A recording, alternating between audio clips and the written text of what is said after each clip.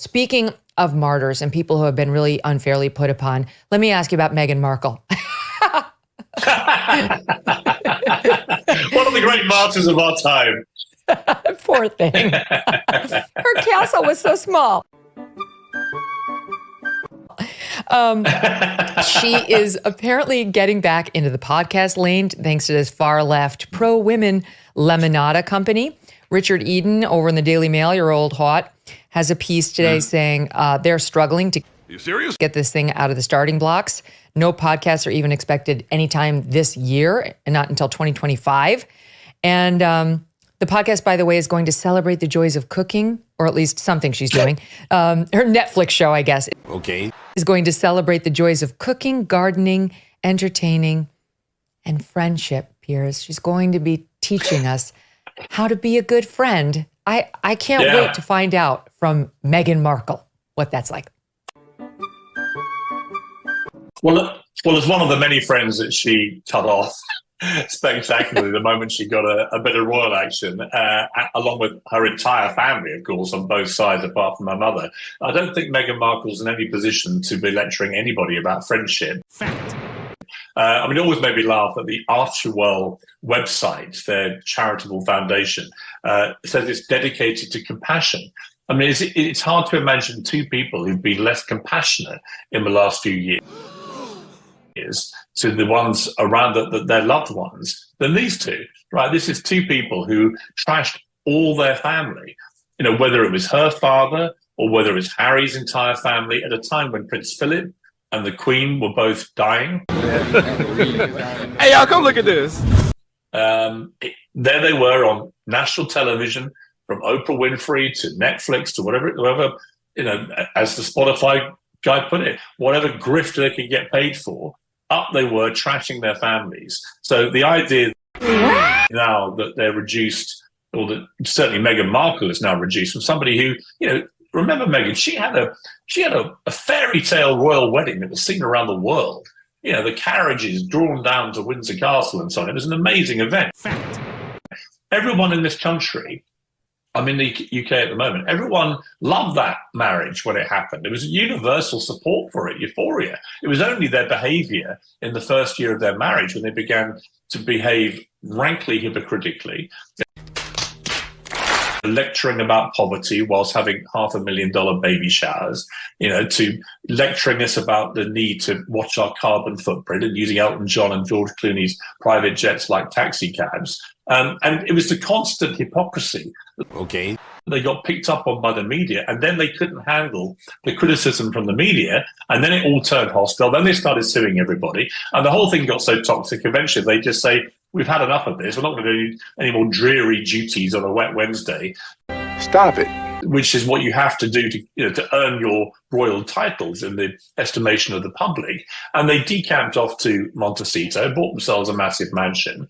And they were supposed to be doing it, Meghan, if you remember, this was going to be their liberation, their freedom. Wait for it.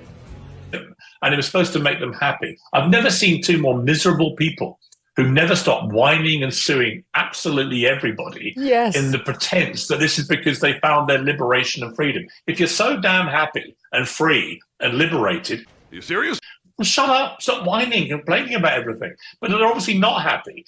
And it's obviously been diminishing returns where when you trash your family again and again and again, eventually there's not much left to say. And people don't really want to hear it. It's like the Spotify guy said. They're just a pair of grifters who just want to trash their family for loads of money and not put a shift in to do proper work. You and I know how hard it is to do this kind of thing properly. It's a lot of work with a dedicated team, and you put the hours in, and you've got to be creative and Ladies and gentlemen, we got him. High energy and really put graft in. These two wanted to do massive deals with companies and then not do any work. Nobody wants to see her next podcast. Nobody listened to the first one.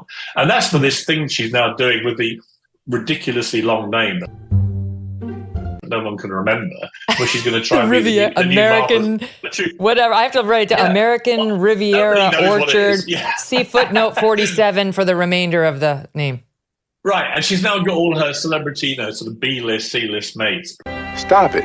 Putting out Instagram posts about her jam, and it's like, the mighty fall. This was a woman who had it all in this country, who literally had it all and is now flogging jam from her kitchen in Montecito, while her husband runs around fuming about absolutely everything and everyone, because he knows, in his gut, he knows what he's lost. And eventually, those chickens will come home to roost. And then she will be touting their eggs on her stupid website where she's wearing evening gowns while walking around her mansion that we're supposed to feel sorry for her because she's in. I love it. But on the grifter subject, one of the funniest things is Bill Simmons, who said that at Spotify, I've never seen such a pair of grifters. They wouldn't do any work. She got paid all this money. She barely did anything. Him too. Yeah. And now she signs this pod deal with this Lemonada. We're not getting a podcast for years. And then she decides to sign this deal with Netflix. She's done nothing other than now this show she's going to do on cooking and friendship. Finally, okay, we'll believe it when we see it. And then finally, she's got her little Riviera thing going, where so far we've had one jar of strawberry jam. She's so lazy. It's the whole thing. It's sort of lazy and a bit pathetic. You know, this is somebody who demands that we use the title Duchess of Sussex. I come from Sussex, which is a county in the south of England. I've spent more time in Sussex in the last month than Meghan Markle has spent in her entire life. She has actual She's right. your ruler, Piers. I didn't know that. She's your... She ain't my ruler, Meghan Kelly. She is somebody who, listen, as I've said to you, I think many times before, if they actually want to do this kind of thing and trade themselves around as sort of, celebrities and do that sort of circus, then they can do it. But they can't Stop it. do it with the royal titles. They shouldn't be using the royal titles of Duke and Duchess of Sussex, bestowed on them by the monarchy, an institution they constantly complain about and trash whenever they get the chance. Fine, if you want to go off and be celebrities in California, do it. But Are you serious? don't trade on the titles. Every time I see her demanding to be called Duchess of Sussex, I laugh. Nobody in Britain calls her that. Meghan Markle. She got lucky, met her prince, dragged him out of the bosom of his family, dragged him away from the monarchy. That doesn't make sense. Which bestowed those titles on them, and has now ruthlessly, with him, exploited those titles for massive personal gain. And I think it's disgusting and hypocritical. They shouldn't be allowed to do it. I hope that King Charles, who obviously is massively distracted by his illness, but I hope that King Charles at some stage just has that conversation and says, you can't keep the titles, I'm sorry, but you can't keep demeaning the status of being a member of the royal family and attacking the family and the monarchy and retain your titles. You can Surprise, just be Harry and Meghan and see how you get on, by the way, when you're no longer royals, because the answer is not very far. That's right. Who wants your jam then? Now, Harry's book seemed to hit harder than the Netflix show. If anyone wants to watch Rita and I roll our eyes at 6 impossible hours, good YouTubes if you want to see them. But the book itself, now look, there's no doubt, he's obviously broken in half, and some people are broken by childhood trauma forever.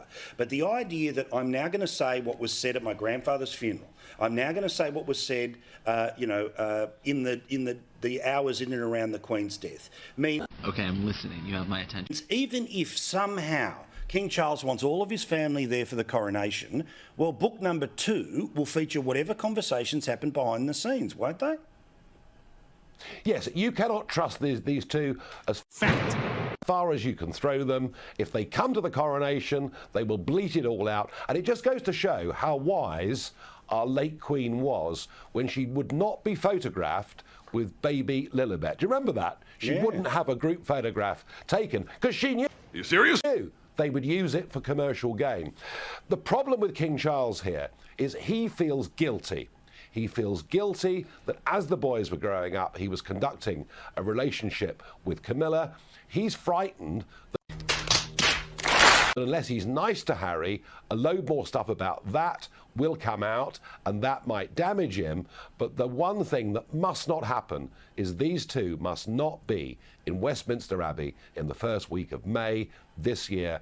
And actually, I think what the King now needs to do, frankly, is just to cut them off. There is no compromise. There is no reason to appease these people whatsoever. Just look at their response to Clarkson. So it's time they were got rid of and banished forever, as the late Duke of Windsor was. We know how people feel in the UK, but all of this was about trying to establish celebrity in the United States. It was really interesting to basically see the giant eye roll that came with this. Now, sure, there'll be plenty of cuddles in sort of woke Hollywood and all the rest of it, but generally, the embrace that could have been there for a former soldier, the Invictus Games, all the rest of it, ends up as what? You got paid how much? For what? Well, imagine if you were Netflix. Netflix paid them vast amounts of money, and yet he kept the really unpleasant stuff for the book. So I bet Netflix are not too happy about this. Yeah, Are you serious? Right, even in America, people are getting bored. So many of the things that he's whinging about are just little tiny molehills that he is trying to make into mountains. It's all about grievance. Fact. It's all about victimhood. The truth is, this young man was born into the most astonishing privilege. He lives the life, sort of billionaire lifestyle on the West Coast. Yes, he's had some tough things happen in his life. You name me another person that Okay, I'm listening. You have my attention. hasn't had tough things happen in their life. And I think even America is starting to get bored with these two. Thank goodness. Nigel, you look like you've spent time in Australia over winter. I don't know how you look better in a London winter, but you do for the better Stop it. of it, or the lighting's amazing. Whatever it is, don't change a damn thing. Thank you for sticking around, and we'll see you again all year here on Paul Murray Live. Thank you.